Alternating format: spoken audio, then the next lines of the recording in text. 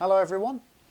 If you've been a regular viewer of the Wolves Wheels YouTube channel for quite a little while now, you'll be familiar with the kind of content that features on it. So this year, we've had quite a few car shows to go to, despite the certain world event, shall we say, ruining quite a lot of things and pushing a lot of things back. But we have been to a lot of car events this year. And I like filming those. I like going and seeing other people's cars and filming them and going, hey, that's all cool, you've done an excellent job, well done. But I do like my own little fleet of cars. Now I say fleet because it's not just a duo. You'll be familiar with my Rover Mini City named Millie just here. You'll be more than familiar with Pogo, my Fiat Panda 100 horsepower, but there is a third member of the fleet which actually hasn't really had much focus on this channel as of yet. In fact, actually, since I started making videos for the channel back in May, it's only featured in 3 whole videos. 3. And to put it this way, apart from maybe one of those videos, it hasn't really featured in much of a good light. You see, the one video we were fixing the coolant leak, which I think was actually my first look into repairing a vehicle sort of video, which the repair never came to fruition. And then of course, the next video was my what you can expect in driving lessons under lockdown video, which, you know, I think it served its purpose at the time quite well. And then of course, you got the video where I made the announcement where it had got an issue with the water pump in it for the cooling. So yeah, because that's attached to the timing belt, I wasn't going to touch it because I don't want to break my own car basically. And of course, it suffered a brake failure whilst towing a trailer full of tiles to do some roof work on the house, which not exactly ideal. So to put it this way, it's not featured in that much of a limelight. So let's cut on over to the Renault now, and I'll talk you through a little bit more about what to expect. No. So here it is then, the third member of the fleet, and you can already see some of the things that need doing on it as it stands. You've got the rusty arches just down here. You've got a little bit of rust here caused by a leaking washer bottle inside the wing, which I'm going to have to sort at some point, and a little dent just in here. I can tell you exactly where that dent came from, but I'll save that for another video.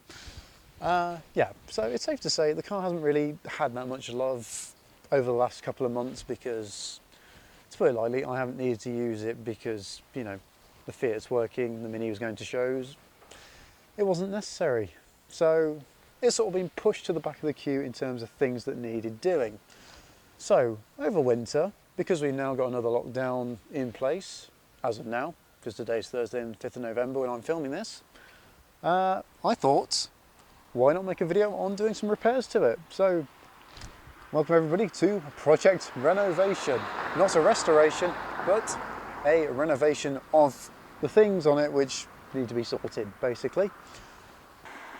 The first thing we need to do then, before we can actually start on it really, is get it moving so I can move it in and around the drive and into the garage, because you see, over the last few months, because it has been neglected and just sat here next to the hedge, the battery's gone flat, essentially, because again, I haven't been able to drive it anywhere to charge it up. So what we're going to do today is just get it started. So after watching a video done by Mr. Ian Seabrook of Hut Nut, I went out and bought one of these little jump packs. Yes, I know, it's tiny, but to put it this way, I'm usually quite sceptical of small, cheap chargers like this, which claim to do everything, but yeah, you got the picture. But after seeing Mr. Seabrook's video on the Daewoo Matiz that he's got named Myrtle, I thought, yeah, that looks like it could be worth a go. So yeah, I'm going to attach this to the battery and see if this thing starts.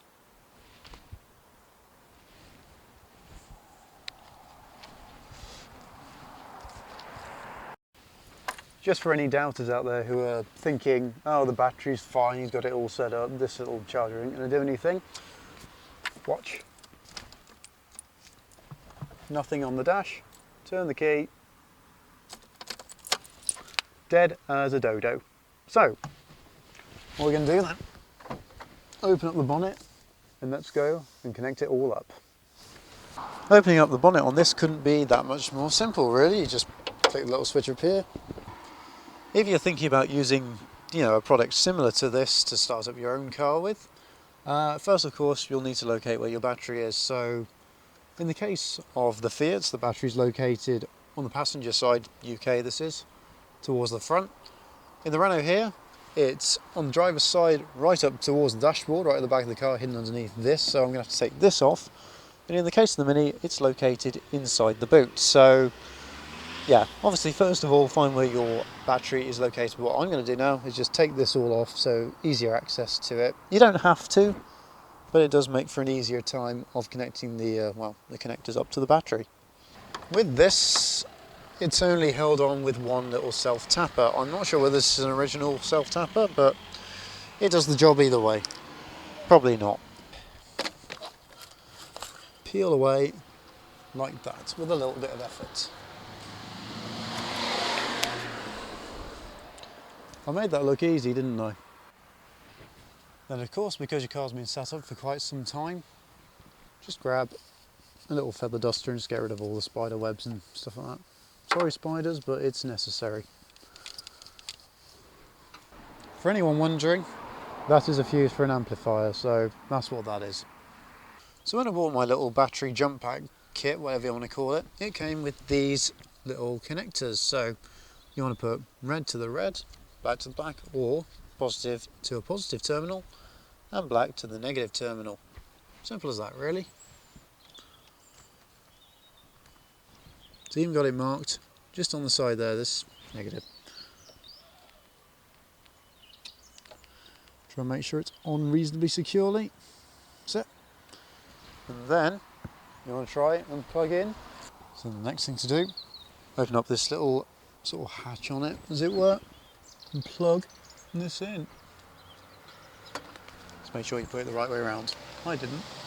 Okay. And then the next step, press the button on the side, grab your keys, and see if it'll start. I did mention earlier in this video about having a good connection between the battery terminals and the clamps on your little jump pack. As it turns out, I didn't have that good connection between the battery terminals and the clamps on my jump pack, so it meant that the first few attempts to start the car were not at all successful. However, with a couple of adjustments between the clamps and the battery terminals,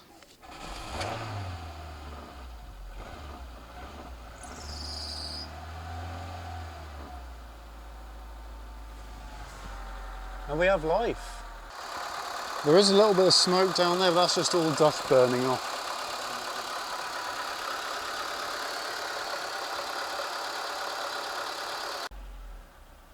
With the car now running, it provided a great opportunity to test out all the electrics just to make sure that they all worked after such a long time being sat up. With the car being sat up, you never know if something like a bit of damp's gone into them or whatever, because obviously no engine running, no heat, no chance to dry out. So yeah, as I say, this just provided a good chance to just check they're all working. As you can see here, they did. I left the car running until it had warmed up just to get the fluids moving around, as well as letting it charge up the battery. As I've already said, it had been standing for about 5, 6, 7 months or whatever it was at this point, so yeah, leaving it to charge up for a while was a good idea. In total, I sort of left it for around 45 minutes to an hour, because as I've said earlier in the video, I can't legally drive it on the road at the minute, so yeah, to leave it for that long I thought would be enough just to keep the battery happy, charge it up a little bit. At least it ran nicely though. Well, there we go. I was sceptical about it working, but it's done the job and the car's started and it's running quite nicely. So yeah, this little thing I bought for £21 off of eBay, and I will say if you are thinking about buying one, one of these to use yourself, on the side here you've got your little lights telling you how much power it's got in it. So if I press the on button, it just tells you how much power it's got in it. I will say if you're thinking about using one of these, do not try and jump start your car with it unless it's got full power, because otherwise it isn't going to work. That's what the instructions in it also say. But as well as having obviously the ability to jump start your car and get it running again, like mine hasn't been running for the last 5 months or so, 6 months, whatever it is.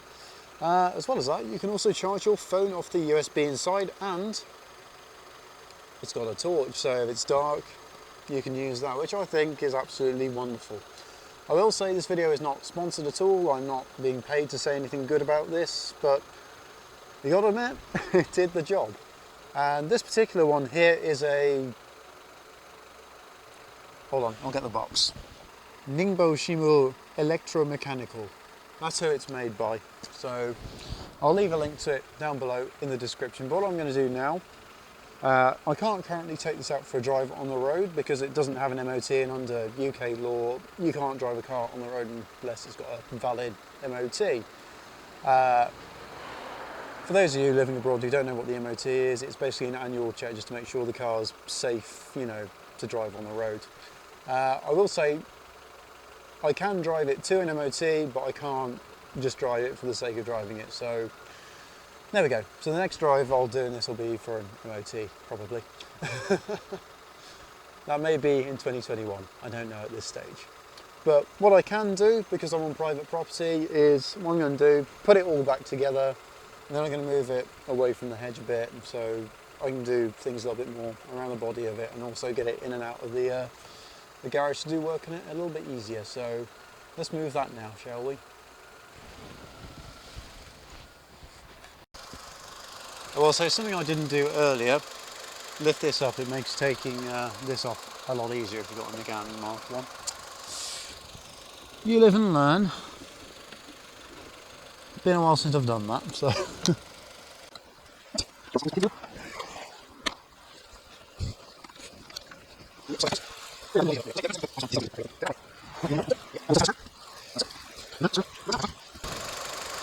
And there we are. Put that back down.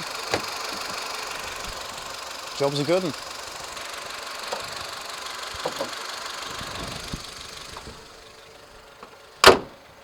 If you know your car's going to be standing for a little while, it's a good idea to chock the wheel so it doesn't roll around. Obviously, when you go to drive it, just don't forget to iron shuffle them, which is what you'll have seen me doing here.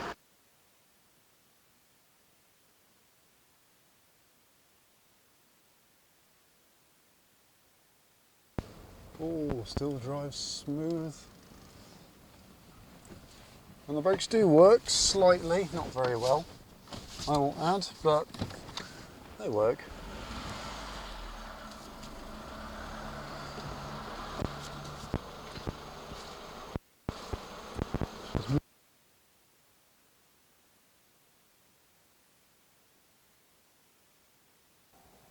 It's a couple of days later, and as you can see, the Renault is on a battery charger or trickle charger, whatever you want to call them. Basically, yeah, the little white pack that I got is just a jump starter, which we already knew, but because I can't drive the car on the road currently because of no MOT, me running it just on the drive was not enough to charge the battery up. So if you do use it and you can't drive it on the road, I do just recommend using a little battery charger like the one we got here, which is probably around about 30 years old, so rather fitting, given the car's 21 or so. That car there, however, is about 30. I did jump start it once again using a little pack, so nothing wrong with it at all, just to bring it into the garage because outside it is raining, and of course rain and batteries is never, you know, never a good thing. So yeah, always charge your batteries with a battery charger if you can't drive it for about 15 or 20 minutes. We like to be open on this channel about our failures. Because of where the camera is located, I can't currently open the door to get in, so we're going to do this like the Dukes of Hazzard would have done.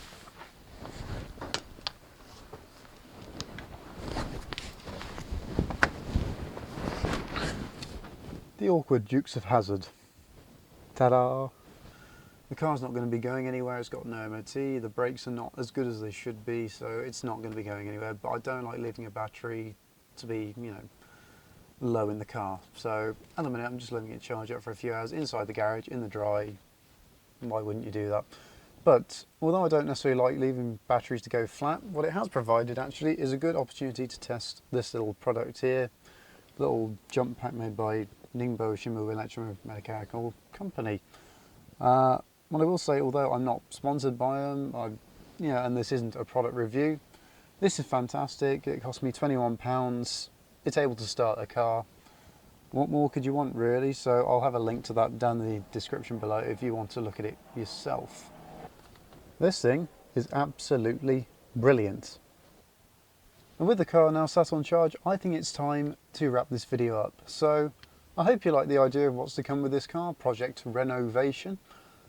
Basically, the only reason I want to do it is because I've got the car, it's not looking its best. It's had 20 odd years of daily driver use, so obviously that's in all weathers: sun, rain, wind, shine, you know, snow, ice, salt, all the stuff that's going to ruin a car. And I don't think the story with this car is quite finished just yet, so I'm hoping to get it back to its best. Anyway, I hope you look forward to I hope you're looking forward to Project Renovation and some of the things that's to come on it over the next few months. And I hope you've enjoyed the video full stop. If you have, please consider leaving a like, comment down below, and of course, if you want to see more of this kind of content, just featuring this car and a Mini and a Fiat Panda, feel free to click that subscribe button just down there, just below, in case you didn't know where it is. And of course, hit the bell notification because it'll let you know every time a new video goes live. Anyway, let's wrap this up here. Thank you very much for watching, guys, and I'll see you in the very next video. Farewell.